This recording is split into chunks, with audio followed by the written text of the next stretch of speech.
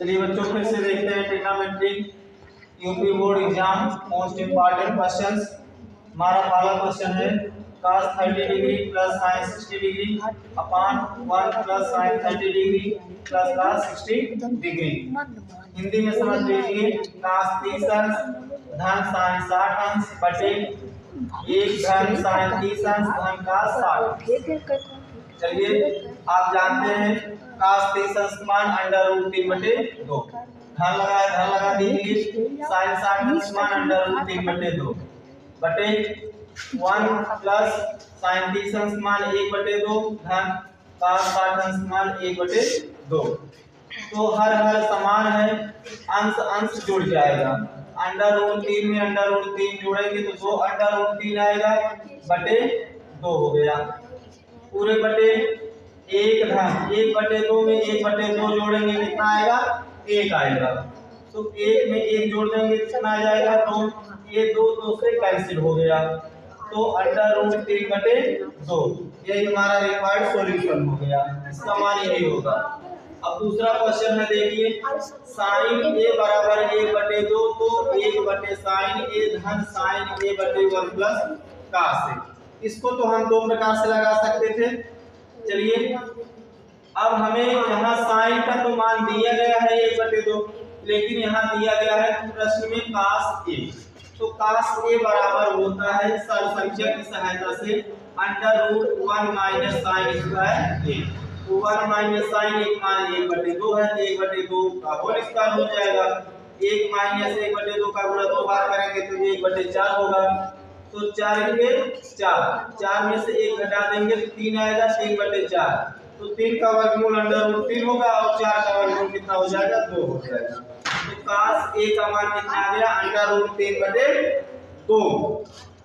तो आगे देखते हैं हम तिरछा गुणा कर दिए हैं, इसमें डायरेक्टली मान नहीं रखते हैं इसमें और इन दोनों में।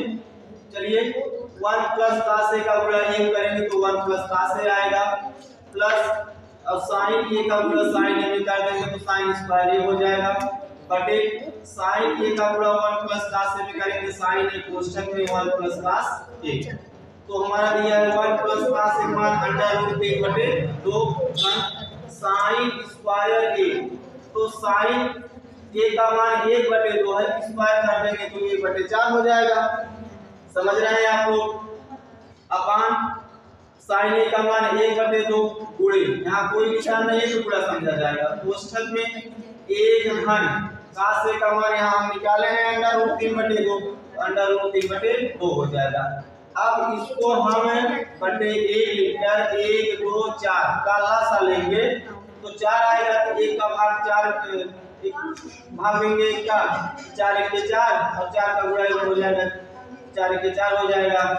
4 में 2 से भाग देंगे तो 2 बार जाएगा तो 2 का गुणा √3 कर देंगे तो 2 √3 हो जाएगा। अगर 4 का भाग 4 में देंगे तो 1 बार जाएगा 1 का गुणा 1 कर देंगे 1/4। तो पूरे बटे 1/2 गुणे 2 का गुणा 1 कर देंगे 2 के 2 धन √3/2 हो गया। तो 4 1 कितना हो गया 5 धन 2 √3/4। अब 1 का गुणा 2 धन √3 करेंगे तो 2 धन √3 आएगा और 2 का गुणा 2 कर देंगे 2 दूनी 4/4। ये भी है ये भी है, हर से कैंसिल हो गया। अब चलते हैं देखते हैं अगला स्टेप बचा हमारा क्या 5 धन 2 √3 और बटे 2 धन √3 बचा। हम करते क्या हैं इसका परिमेयीकरण कर देते हैं, हर का परिमेयीकरण कर देते हैं। तो 2 माइनस √3 बटे 2 माइनस √3। अभी पिछले क्वेश्चन में समझाए थे कि अगर यहाँ प्लस रहेगा तो माइनस से मल्टीप्लाई होगा, अगर यहाँ माइनस रहेगा तो यहाँ ऊपर आंसर में प्लस से मल्टीप्लाई करेंगे। चलिए तो यहाँ प्लस है हम माइनस से मल्टीप्लाई कर दिए। अब 5 का गुणा इन दोनों में करिए 5 दूनी 10 माइनस 5 का गुणा √3 करेंगे तो 5 √3 आएगा। अब 2 √3 का गुणा 2 करेंगे तो 2 दूनी 4 √3 माइनस अब √2 √3 का गुणा अगर √3 में करेंगे तो √3 का गुणा √3 होगा तो 3 आएगा और 3 का गुणा 2 कितने हो जाएगा, 3 दूनी 6, 6 हो गया। ये प्लस है और ये माइनस, प्लस माइनस से माइनस अपान बटे 2 धन अंडर रूट 3 और 2 minus under root 3, a plus b, a minus b बराबर a square minus b square. a का मान कितना है, 2 है, 2 का वर्ग करेंगे कितना आएगा, 4 आएगा, माइनस और अंडर रूट 3 का वर्ग करेंगे तो 3 आएगा। तो 4 में से 3 घटा देंगे तो 1 आएगा, 1। अब देखिए ध्यान से 10 में से 6 घटा देंगे तो 4 आएगा और माइनस 5 अंडर रूट 3 में से प्लस 4 अंडर रूट 3 क्या हो जाएगा, निकल जाएगा। तो बचेगा माइनस अंडर रूट 3 और 4 में से 3 गए 1।